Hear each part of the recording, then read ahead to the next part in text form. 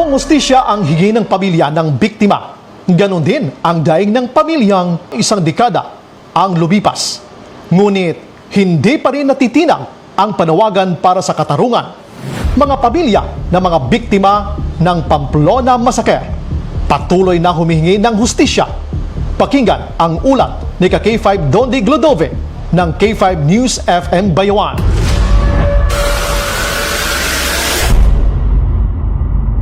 Mga K5, ating balikan ang malagim na trahedya na nangyari sa Pamplona, Negros Oriental noong March 4, 2023 kung saan nasawi si Gobernador Ruel Ragay Digamo kasama ang iba pang 10 katao sa Pamplona Massacre na hanggang ngayon hindi pa rin nakamit ang hustisya. At panawagan naman sa bawat pamilya ng mga nasawi, hustisya ang kanilang sinisigaw. Magdigamo kita na Digamo sa pamilya, sa bayo mong sa lusod, sa tibo, probinsya, magdigamo ta.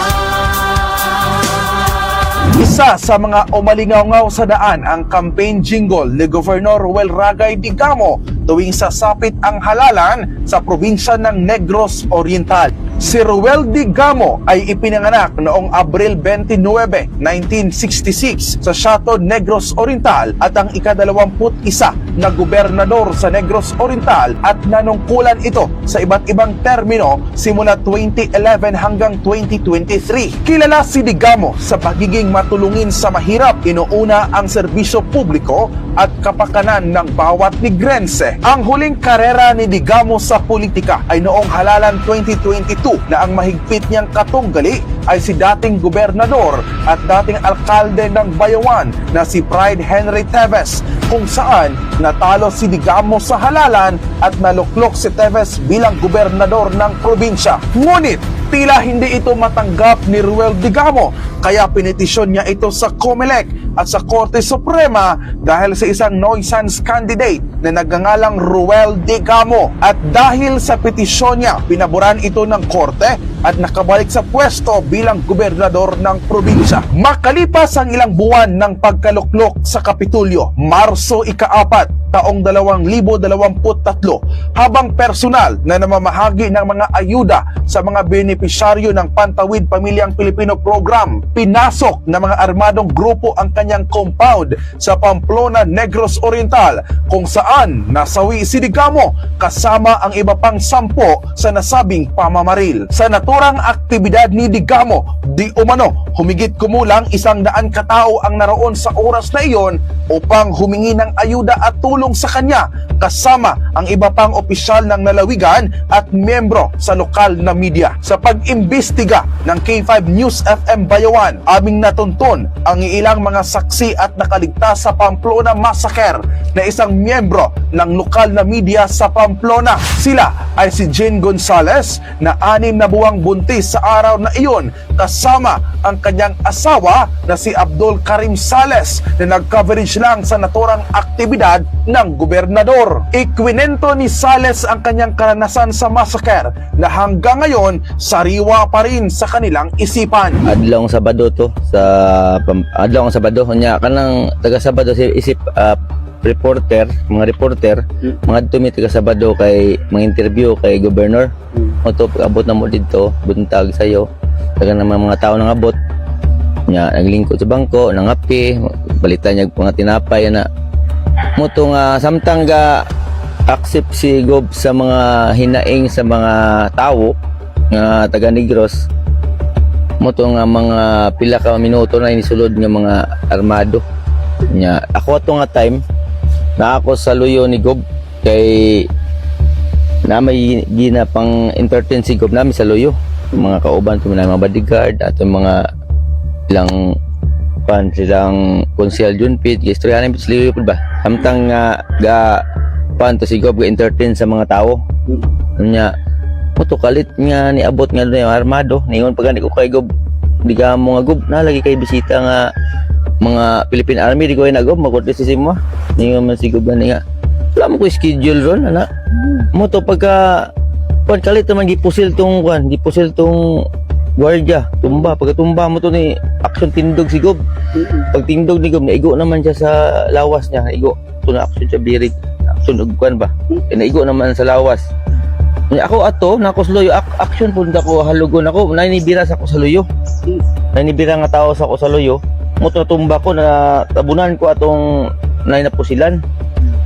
Moto na sigob ni anak pag sigob nga secure ang mga tao. Pero gakuan na siya, gakamang na siya. Secure ang mga tao na siya sigob. Moto mga pila ka minuto ra gyud paka ako gani kulbaan na gani ko kaya ko asawa ko pinako kay reporter mo po ni. Daan na hilak nako ko patay na gid ko asawa kanako kay tawag ning naagutos tubangan. Natubangan gid siya mismo sa kay Gob gud kay galingkod siya nagahulat sa schedule sa pay humanon man gyud na tanan nga mga 300 siguro ka mga tao. First district ko. Dagan to nga mga tao dito sa kwan sa Iyabalay kay taga Sabado mga tugon ng mga tao kay na mga problema sa pamilya na. Mo to nga pagkatumba ni ko mana di natabunan ko. Wala ko nilihok ba kay gipamusil man tong na mga nakabag nakasingbag pamusil pa. Hindi pa rin nila lubos na inaakala na makaligtas sila sa naturang pamamaril. Ayon naman sa kanyang asawa na si Jean Gonzales na nagdadalang tao sa araw na iyon, labis ang kanyang pamamaraan upang hindi matamaan sa umuulang bala galing sa mga gunmen. Tingala ko nga, pila ka minutes, dagan naman itong mga tao. Pila ka minutes ato niya, mega paka-paka, naka-headset ko sa iso, basin, kuryente ra or kuwan na. Ninatingalan ako kay, na nagdalaganay na ang mga tao, nandalaga na sila sa kong atubangan, ba din na, nituklod sa kuha. So, sukamod ko dira sa kuan, din mo to naumod na ko, nagdalaganay na itong mga tao, nang kita pagay ko pag-ambak sa ning kay sa pampang na magunang diha ka side lagob ngambak na uban sa pangpang din mo to pag sukamod na ko nilingi ko kay nalalalagan ang mga tao din nakadungog ko paka ba din panglingin ako sigob gipusil na kita ko nga gitiunan sigob taas kay armas din naka-uniform sus ana ko sa kunahuna nga naka-uniform nga gipusil sigob.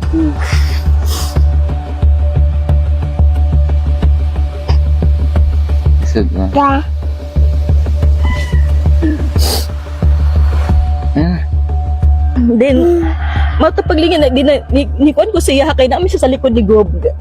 Kung nga nawala siya ba nga wala ako kita siya nga diha sa likod si Gob sa expect ko na igo na siya.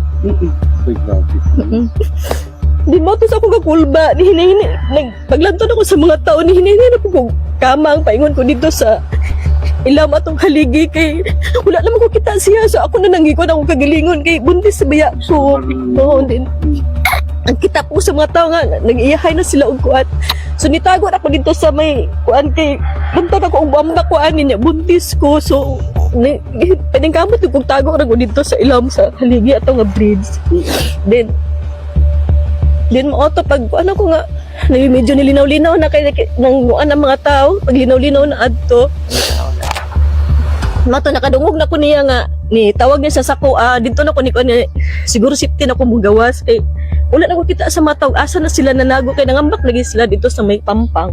Ayon sa kanila, yung ibang mga tao ay tumalon sa bangin upang makaligtas lamang. Sa 3 taon matapos ang malagim na trahedya, sariwa pa rin sa isip at puso ng mga Negrense ang sugat ng nakaraang krimen upang patuloy na nanawagan ng ganap na hustisya ang mga naulila at mga nakaligtas sa tinaguriang Pamplona Massacre.